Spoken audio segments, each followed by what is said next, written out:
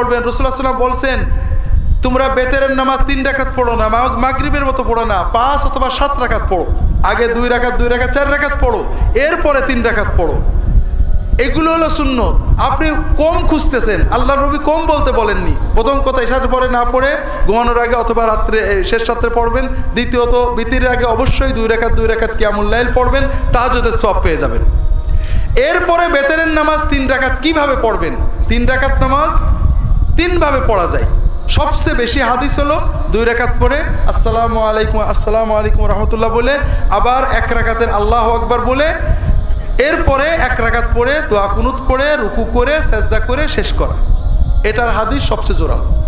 দ্বিতীয় হলো 3 রাকাত পড়া, আমরা বাংলাদেশে হানাফিরা যেভাবে পড়ে, এটাও হাদিস এবং সাহাবীদের আমলের আগে জোরালো, সাহাবীদের আমলের আলোকে জোরালো।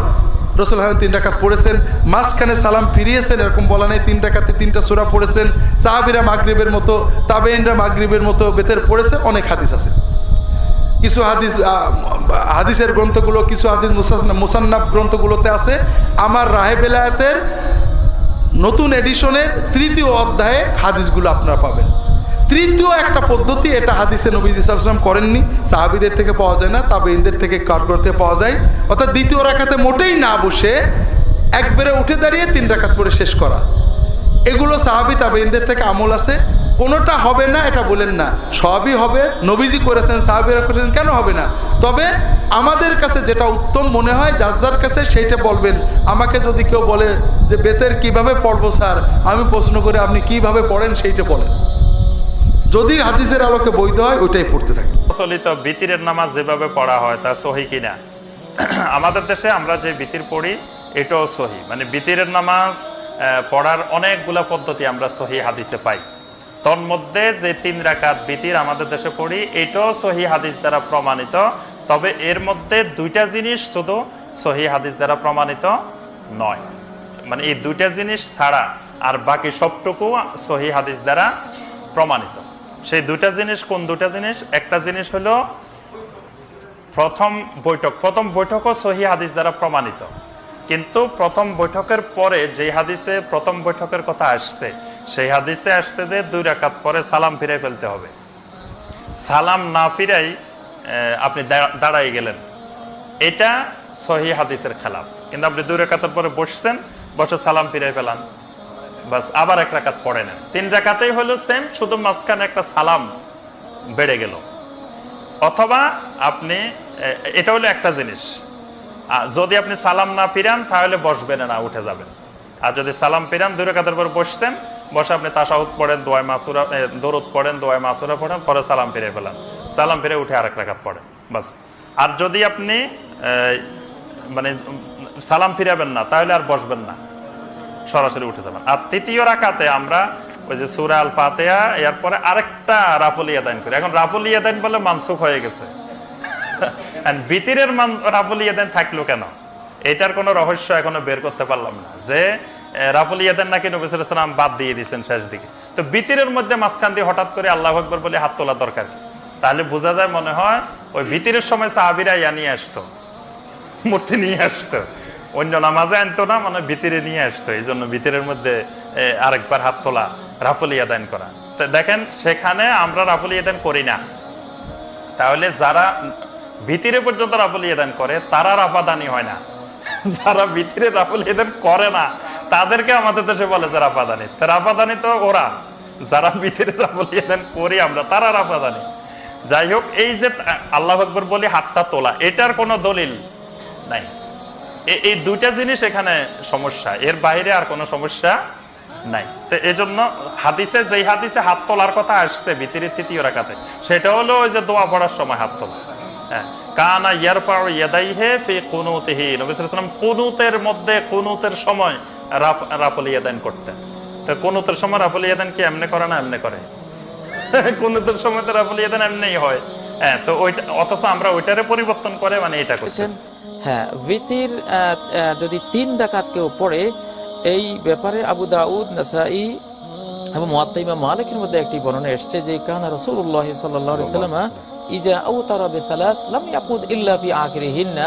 নবী সাল্লাল্লাহু আলাইহি ওয়াসাল্লাম যখন 3 রাকাত ভিতির পড়তেন তখন শুধু শেষ রাকাতে বসতেন, মাঝখানে তিনি বসতেন না, এটি সহি রেওয়ায়া। আর কুনুত তিনি রুকুর আগেও পড়তে পারেন, রুকুর পরেও পড়তে পারেন।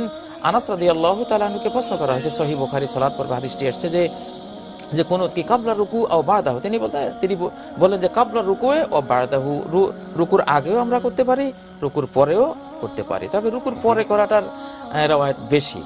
জি, 2 রাকাতের মাঝে 3 রাকাতের মাঝখানে বসার যে নিয়ম প্রচলিত, বিশেষ করে আমাদের সাবকন্টিনেন্টে, তো এই পদ্ধতি কোত্থেকে এলো? রাসূল করিম সাল্লাল্লাহু আলাইহি ওয়াসাল্লাম কখনোই কি এভাবে পড়েননি, এভাবে নামাজ আদায় করেন? নবী সাল্লাল্লাহু আলাইহি ওয়াসাল্লাম থেকে এই বিষয়ে একটি হাদিসের রওয়ায়াত নাই যে তিনি দ্বিতীয় রাকাতে বসে আবার উঠে পরের রাকাত পড়েছেন, এটা নাই।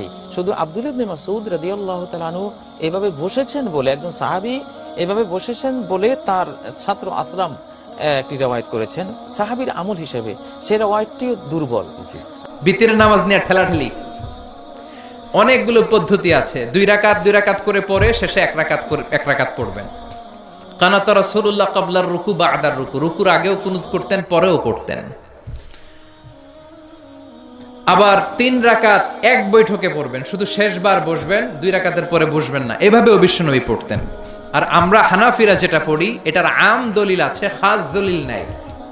বিশ্বনবী 3 রাকাত বেতরের সালাত পড়েছেন, তবে মাগরিবের মতো পড়তে নিষেধ করেছেন।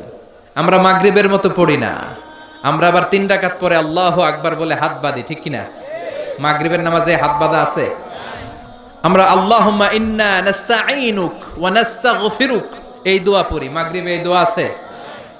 হানাফিরা এই হাদিসের আলোকে আম দলিল নিয়েছেন যে 3 রাকাত আমরা যেভাবে পড়ি মাগরিব থেকে একটু টুইস্ট করে আলাদা, এভাবেও পড়া যাবে। এই মৌলিক 3টা পদ্ধতির যেটা দিয়ে মনে চায় সেটা দিয়ে পড়েন, কিন্তু বিভ্রান্তি সৃষ্টি করা যাবে না। আমরা কেউ তাবলীগ করি, আমরা কেউ জামাত ইসলাম করি, আমরা কেউ চরমনায়ের পীরের মুরিদ, আমরা কেউ বিভিন্ন দলের সাথে জড়িত, আমরা কেউ হেফাজতে ইসলাম, আমরা কেউ কৌমি, কেউ আলিয়া, কিন্তু আমাদের মুসলমানদের মধ্যে, আমাদের দাড়িওয়ালাদের মধ্যে, আমাদের টুপিওয়ালাদের মধ্যে আছে 100 বছরের ঐক্য এই ভূখণ্ডে। চিল্লায় বলেন ঠিক কিনা? এজন্য দাওয়াতের নামে, সহি হাদিসের নামে, ইসলামের নামে এই দেশের ঐক্য আপনারা নষ্ট করবেন না। এই ঐক্য নষ্ট করার কোনো অধিকার আপনাদের নাই। চিৎকার করে বলেন ঠিক কিনা? ইসলাম মানতে হলে সহি সুন্নাহর আলোকেই মানতে হবে, সহি কথার আলোকেই মানতে হবে। But your approach should be very flexible.